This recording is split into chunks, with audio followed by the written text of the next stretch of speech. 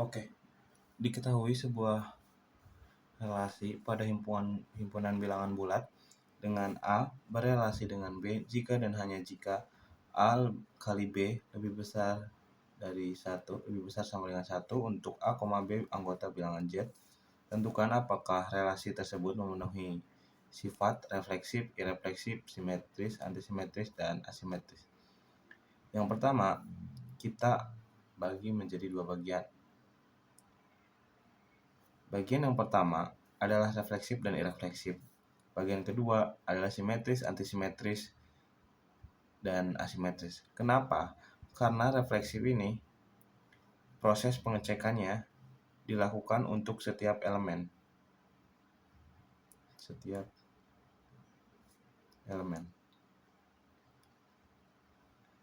elemen apa? Setiap elemen himpunan bilangan bulat. Setiap elemen himpunan yang diketahui dalam soal.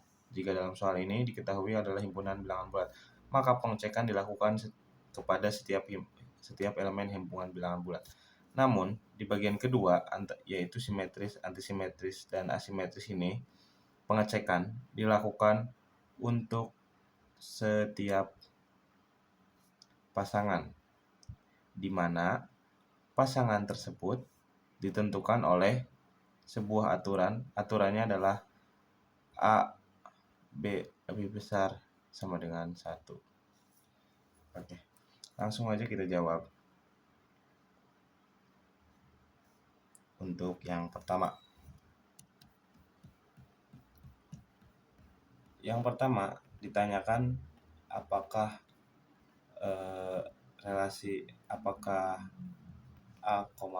A lebih besar, A kali B lebih besar daripada 1 ini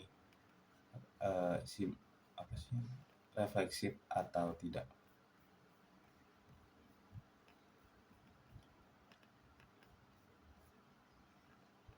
Nah, untuk yang pertama, kan tadi refleksif itu definisinya adalah setiap elemen dari sebuah himpunan bilangan berelasi dengan dirinya sendiri. Nah, jadi ketika misalkan ada misalkan kita ambil contoh 1 adalah himpunan bilangan bulat, maka dia harus ada 1,1. Nah, 1,1 ini harus masuk ke dalam relasi, harus merupakan anggota relasi. Apakah berarti dapat diketahui A-nya ini sama dengan 1 dan B-nya ini sama dengan 1. Berarti A kali B apakah lebih besar dari 1? Berarti 1 kali 1 lebih besar daripada 1. Ini true kan? Ini benar. Nah, tapi pengecekan ini harus dilakukan terhadap setiap elemen. Jadi prosesnya adalah pengecekan dilakukan kepada setiap elemen. Nah, setiap elemen ini kan A, A. Nah, apakah A, A ini bisa masuk ke dalam relasi ini atau tidak? Sayangnya, kita punya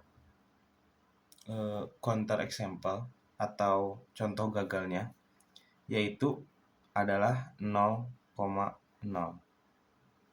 Atau berarti misalkan A-nya sama dengan 0. Kenapa? Karena berarti 0 ini kan anggota himpunan bilangan bulat. Berarti kita punya pasangan yaitu 0,0. Tapi 0,0 ini nggak masuk relasi. Kenapa? Karena 0 dikali 0 tidak lebih besar daripada 1. Berarti ini gagal. Berarti ini relasi ini udah nggak refleksif karena dia udah punya satu aja contoh penyangkal. Jadi kesimpulannya adalah tidak refleksif karena terdapat A sama dengan 0 di mana 0 kali 0 tidak lebih besar sama dengan 1. Kemudian yang kedua, apakah relasi ini irefleksif? Irefleksif adalah kondisi di mana setiap pasangan itu nggak boleh berrelasi dengan dirinya sendiri dan aturan itu berlaku untuk setiap elemen.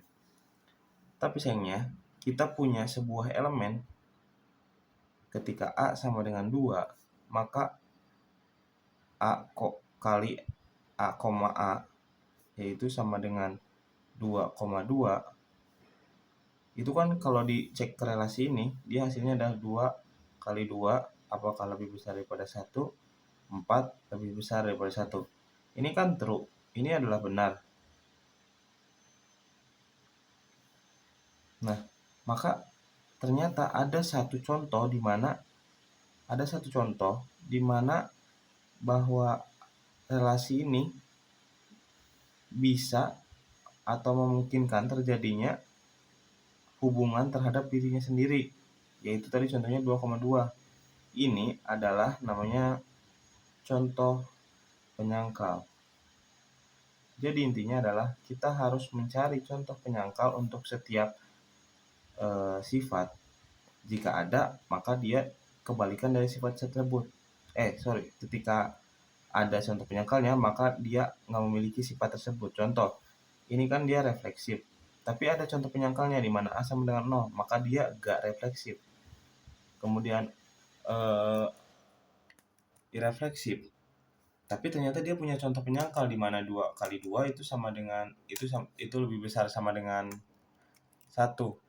Maka dia juga gak irefleksif karena dia punya contoh penyangkal. Maka kesimpulannya adalah tidak irefleksif karena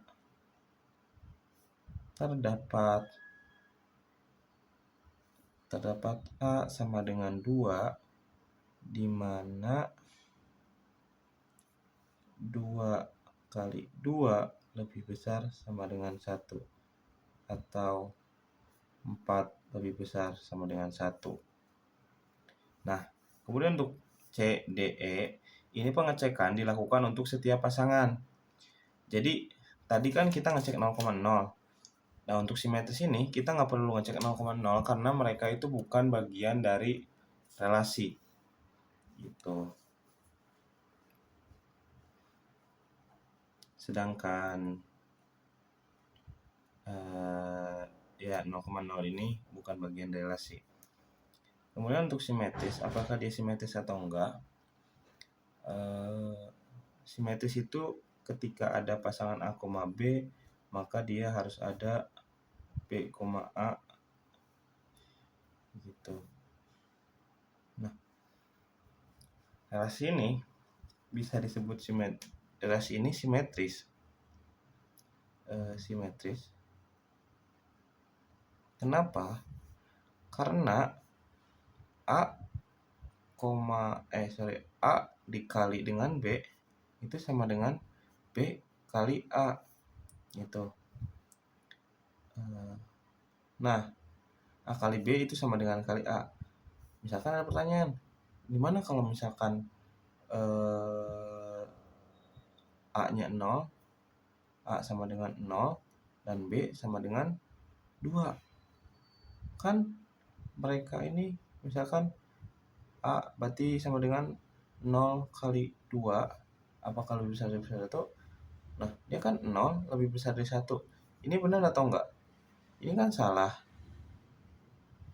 Ini salah. 0 tidak lebih besar daripada 1. Maka dia kan nggak masuk relasi ini. Berarti dia nggak dicek apakah dia simetris atau enggak. Yang dicek adalah 1 kali 2. Apakah dia lebih besar dari 1? 2 lebih besar dari 1. Ini kan benar, maka dia masuk relasi. Berarti dia masuk relasi. Nah, ini kan 1,2. Tapi gimana jika 2 kali 1? 2 kali 1 ini berarti kan 2,1 ya. 2 kali 1, apakah dia tetap lebih besar daripada 1? Dia tetap, ternyata 2 lebih besar daripada 1. Ini juga benar. Maka dia masuk relasi.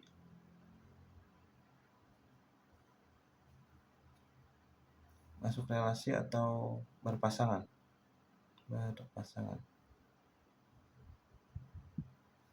Ini berpasangan. Sedangkan 0,2 ini dia tidak berpasangan karena dia hasil perkaliannya tidak lebih besar daripada 1. Oke, berarti dia tadi simetris karena dia. Nah, berarti kan ini contoh di mana 1,2 itu kan sama dengan S. Itu 1,2 anggota relasi, dia berpasangan. 2,1 juga dia berrelasi. Nah, berarti dia ini kan kita punya contoh di mana A, B itu anggota relasi dan B, A juga anggota relasi. Anggota relasi atau berpasangan. Berarti ini dia simetris. Ya cukup, sudah. Dan D apa D tadi? Antisimetris ya. Nah, apakah antisimetris?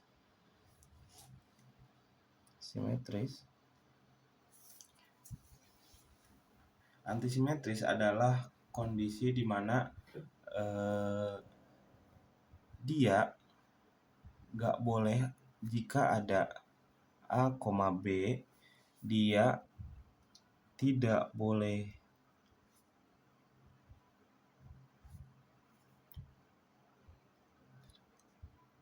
ada B, A kecuali A itu sama dengan B. Atau dengan kata lain, boleh berpasangan dengan dirinya sendiri, tapi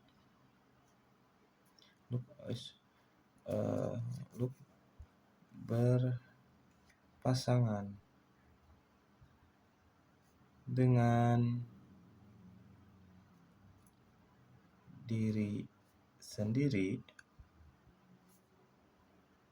tapi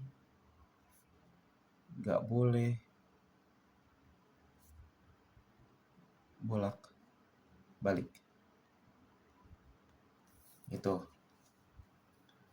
Nah, tadi kita kan di mana sih? Di simetris ini kita punya 1,2, dia 2,1. Nah, ini aja udah membuktikan. Berarti nggak mungkin ketika simetris dia antisimetris juga. Kenapa? Karena simetris ini memungkinkan terjadinya simetris ini, syaratnya kan harus ada bolak-balik A, B, maka B, A. Tapi antisimetris ini kan dia gak boleh bolak-balik, justru kebalikannya. Maka dia ini tidak asimetris.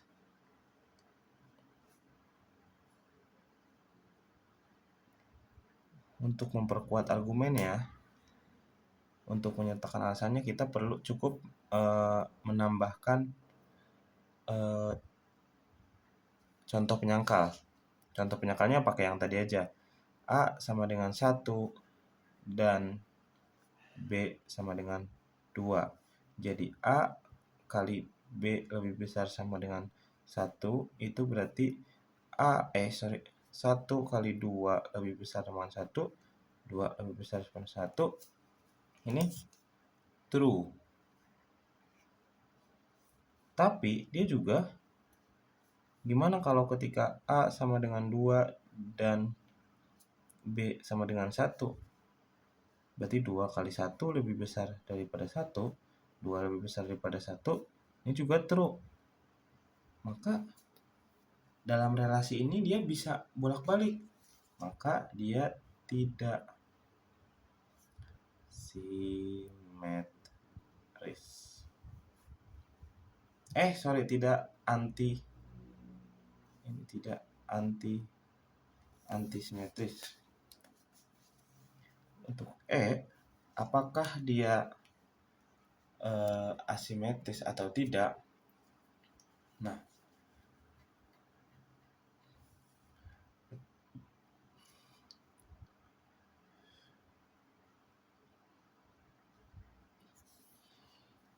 Nah, dalam asimetris ini syaratnya adalah gak boleh ada A, B dan B, A juga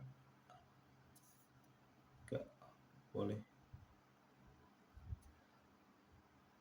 Gak boleh A, B dan B, A juga gak boleh A, A.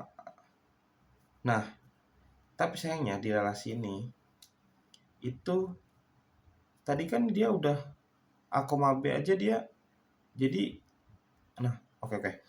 Berarti ini tuh bisa dengan kata lain asimetris sama dengan anti simetris ditambah gak boleh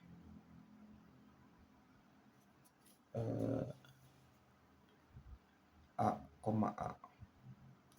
Maksudnya gimana? Jadi sebenarnya kan tadi kan syarat antisimetris Tadi kan syarat antisimetris itu nggak boleh ada bolak-balik, tapi dia boleh loop. Nah, kalau asimetris dia nggak boleh bolak-balik dan nggak boleh ngeloop berpasangan dengan dirinya sendiri. Maka kita bisa katakan kalau antisimetris ini adalah maka bisa kita katakan asimetris ini adalah syarat antisimetris ditambah gak boleh berhubungan dengan dirinya sendiri.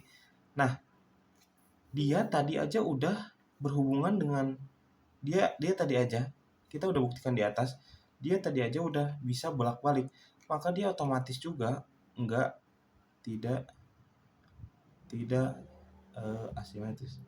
Kenapa? Ya tadi kenapa? Karena tadi udah kita buktikan kalau dia itu bisa bolak-balik, itu aja udah ngelanggar satu aturan, berarti dia gak perlu dicek lagi aturan berikutnya karena dia satu aturan aja udah dilanggar gitu, maka dia tidak asimetris.